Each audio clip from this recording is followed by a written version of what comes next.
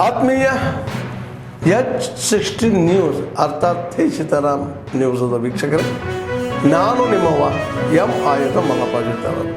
ತಾವು ಈಗ ಸುದ್ದಿಗಳ ಲೋಕಕ್ಕೆ ಎಂಟ್ರಿ ಹೊಡಿತಾ ಇದ್ದೀರಿ.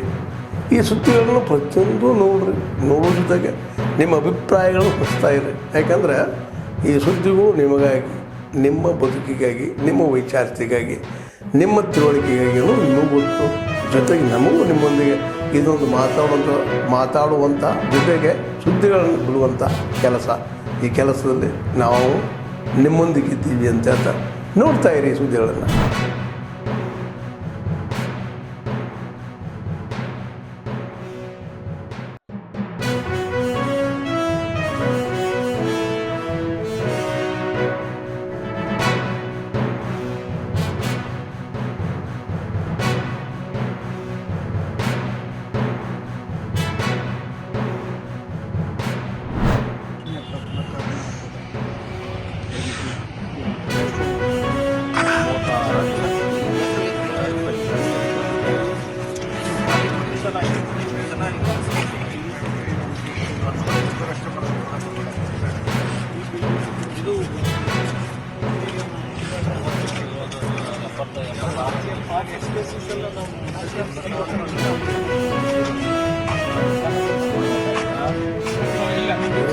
ಅದೇ ಆಫೀಸಲ್ಲಿ ಶಿಫ್ಟ್ ಆದರೆ ಅವೆಲ್ಲ ರೂಲ್ಸ್ ಕನ್ವರ್ಟ್ ಮಾಡಿ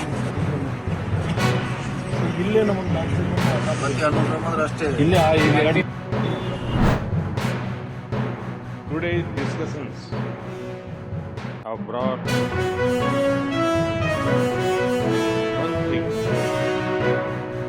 There is unity in vision and unity in purpose across stakeholders. I welcome the decision to set up AI Foundation, the Council for Sustainable AI. I congratulate France and my dear friend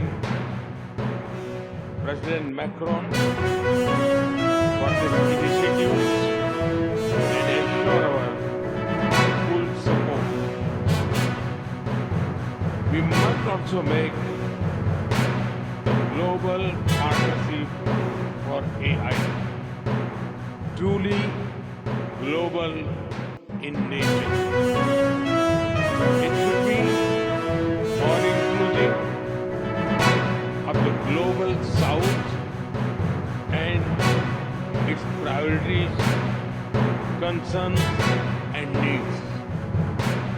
To build on the momentum of this excellent summit, India would be happy to host the next summit.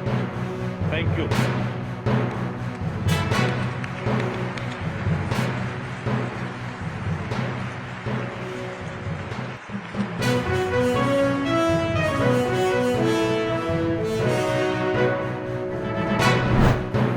ಆತ್ಮೀಯರೇ, ಎಲ್ಲ ಸುದ್ದಿಗಳನ್ನು ನೋಡಿದ್ರಲ್ಲ, ಏನು ಅನಿಸ್ತು ನಿಮಗೆ?